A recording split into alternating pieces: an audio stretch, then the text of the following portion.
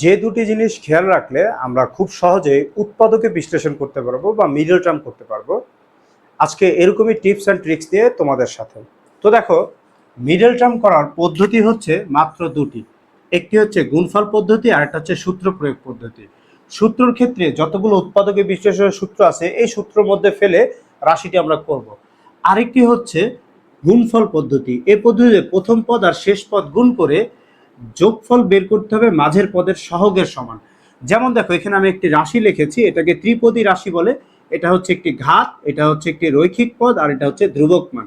তো আমাদের যেটা করতে হয়, এইটা হচ্ছে প্রথম পদ, এই প্রথম পদের সাথে এই ধ্রুবক মানটা আমরা গুণ করব।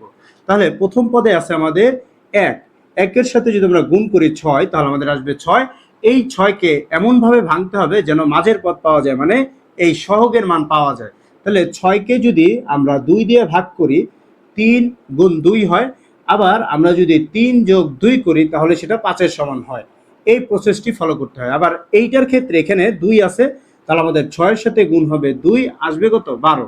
তাহলে 12কে এমনভাবে ভাঙতে হবে যেন আমাদের এই মাঝের পদটা পাওয়া যায়। যেমন 4 গুণন 2 যদি করি তাহলে আমাদের 3 যদি করি তাহলে আমাদের কত আসবে? 12। আবার এটাকে যদি আমরা যোগ করি 4 যোগ 3 তাহলে হবে আমাদের 7-এর সমান। এই বিষয়টা আমাদের খেয়াল রাখতে হবে। এরকম আরও টিপস অ্যান্ড ট্রিক্স পেতে আমাদের চ্যানেলটি সাবস্ক্রাইব করে রাখো এবং ফেসবুক পেজটি ফলো দিয়ে আসো।